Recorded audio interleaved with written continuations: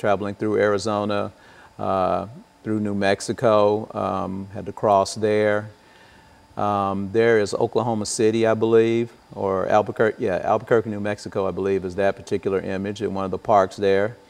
Went through Dallas, Texas, so was able to stay in one of the suburbs of Dallas and do some riding as well. This one is in Louisiana, which was the first state that I stopped in, and at one of the parks there in Louisiana. And so in a real sense, AJ, all of this information is, you've done this for how many years have you been involved in Well, this? I've been involved with cycling since 2009. Got really serious about it about 2011 or 12.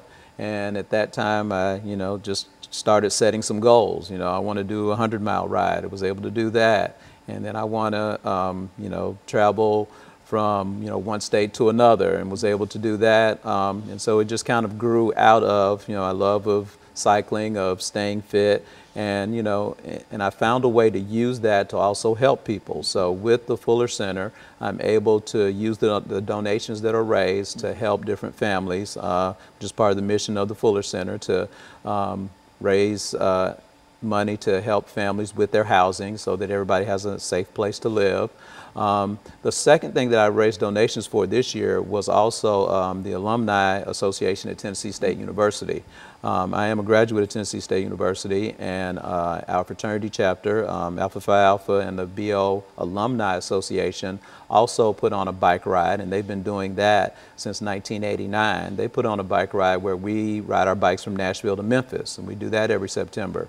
That is also a charity ride, so we raise funds to do that. So instead of, I guess, asking my generous donors to contribute more than, one time per year, I just kind of lumped them both together. So I was able to raise enough money to participate with the Fuller Center, and also to give funds to the Alumni Association, which will go to some deserving college students over at Tennessee State University.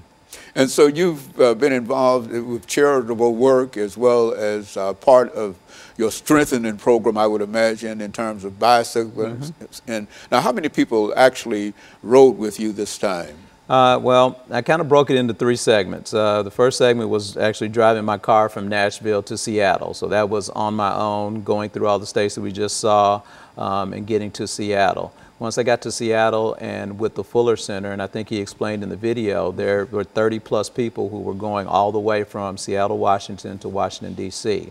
And I participated in the first 2 weeks of that, which, was the one that had really the most participation throughout all the segments that they're going to do. They break it into 9 one-week segments. So I did segments 1 and segments 2, going from Washington and then going into Idaho, and then the second week going from Idaho and into West Yellowstone, Montana. So approximately, 30+ people who are going the whole way, but at any point during any week of the segment, there could be 40 or 50 people with them. And so people become involved with this, and it plays a very, very important part in what you call charitable work that the Fuller Center does. Right. I understand that you need funds in order to keep this activity going, and yes, in order definitely. to support this. Talk about that fundraising aspect. The donations go towards the national organization, the National Fuller Center for Housing, but there's also a local organization. We do have the Middle Tennessee, what we call a covenant partner, which is one of the local chapters. So the Middle Tennessee Fuller Center for Housing is where all my donations went. Each cyclist gets to allocate the funds to whichever local organization they would want to. So with there being covenant partners all over the country, of course I chose the one that most affected me and back at home. And so I'm able to raise money for them. It goes towards the local organization, and then the local organization seeks applicants who need a hand and need help with their housing. And so it serves a real purpose in terms of bringing people together and giving an idea in terms of how things you might be able to achieve certain things. And what we're going to do, we're going to take this second commercial break, and then we're going to come back and allow you to further elaborate upon some of these things. And we'll be back with our audience following this very, very short commercial break.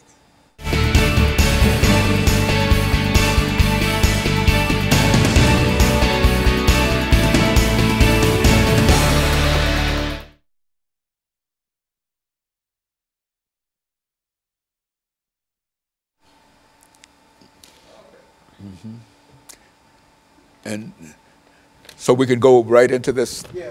Well, he's gonna give you a 2-minute break. And then Okay, then that sounds good. just remember to try to keep your body turned towards the camera because you got Towards that camera? straight on Mr. Haney there. Okay, got it. You got it.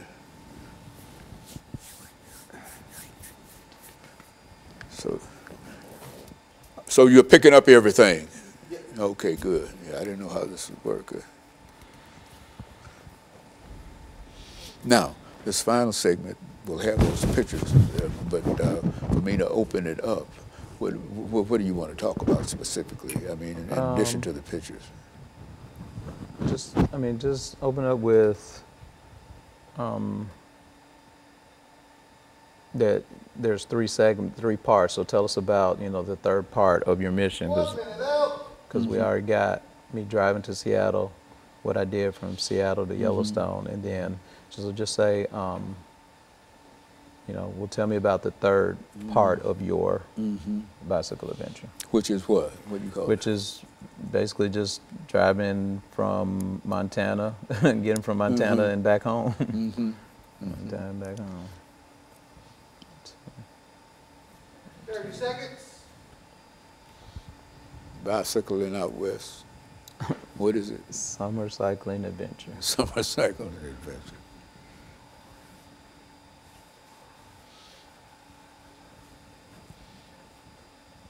Stand by, Dr. Haney. Okay.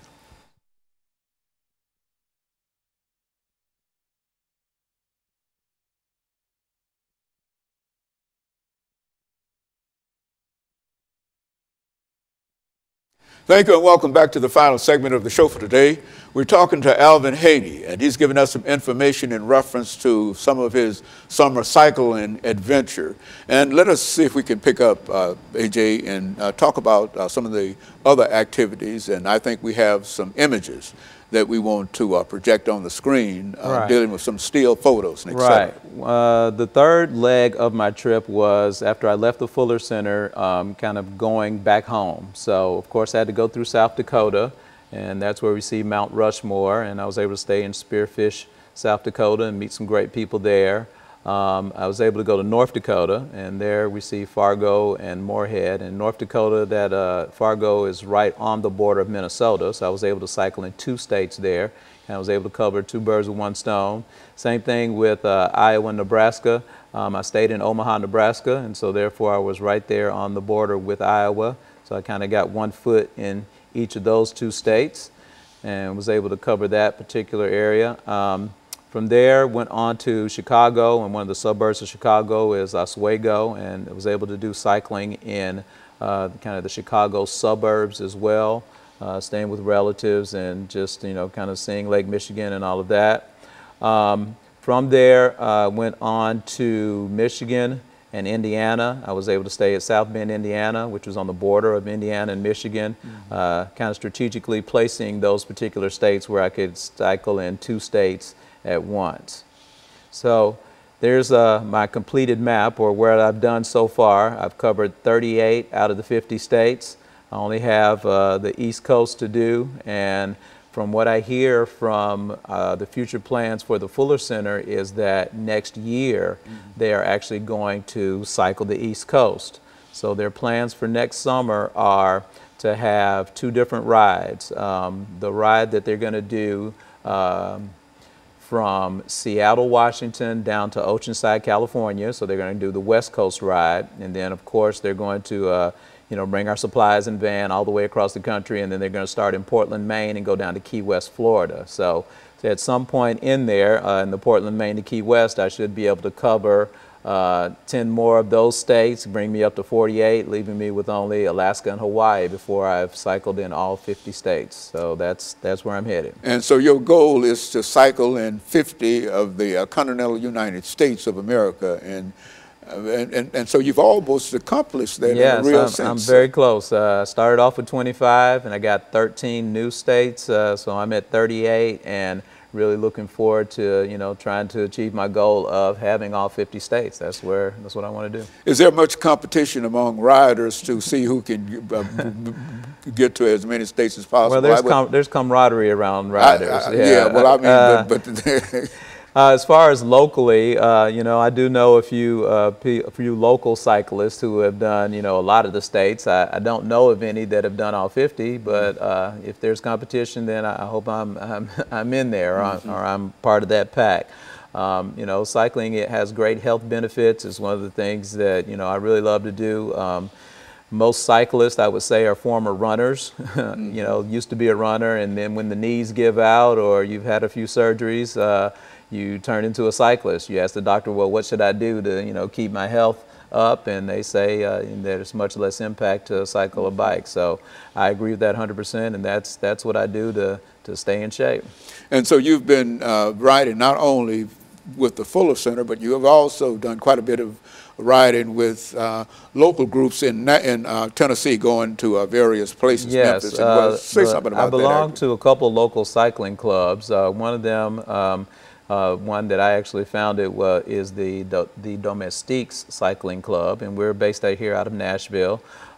We do charity rides. We participate weekly, where we're you know, just going out and getting our exercise for the day. So we have rides on Tuesday, Thursday, and Saturday. You know, usually the weekday rides are 20 miles or less, and you know, you'd be surprised that 20 miles may sound like a lot, especially if you're thinking about running 20 miles, but on a bicycle, 20 miles, you know, could take you an hour, hour and a half or so, and you know, the benefits, you know, are just exorbitant. So with our 20-mile weekly rides, and then on the weekends, we tend to go 50 miles plus, you know, 70, 80 miles would, you know, might be a typical weekend ride, especially once, you know, June and July hit, and we've had, you know, since March to, you know, train up to those amount of mileages. So I do that with them as a way, you know, again, to kind of support the community. We invite everybody to come along and ride with our cycling club, and it's something that, you know, I think you would enjoy. What are some of the most important things that you remember from your rides all over the nation here? I mean, talk about some of those your most important experiences that you've had. Okay, well, with my rides, again, the charity aspect is definitely something, you know, that I believe strongly in, as far as giving back to the community, helping people with their housing. But for me personally, it's seeing the people who are willing to be there to help us. When we do these charity rides, we stay at local churches, we stay in school gyms, we stay at the community center, and there's always people there who are willing to give of their time. A lot of times they cook meals for us, so they're willing to cook for us, and just find joy in that, and just meeting the people across the country who are, you know, so you know, willing to give and so helpful, and you know, wanting to help people who are helping others. It makes them feel part of the cycle. It definitely encourages and you know, lifts us up, and you know, gives us what we need as far as being able to, you know, sustain our bodies and, you know, do the physical demands of riding an average of 80 miles a day. So it's really just the people. The people really mean a lot to me, as far as them being there to help, wanting to give, wanting to assist us with our mission. And so you would advise people who might be interested in what you're doing, what would you advise them to do?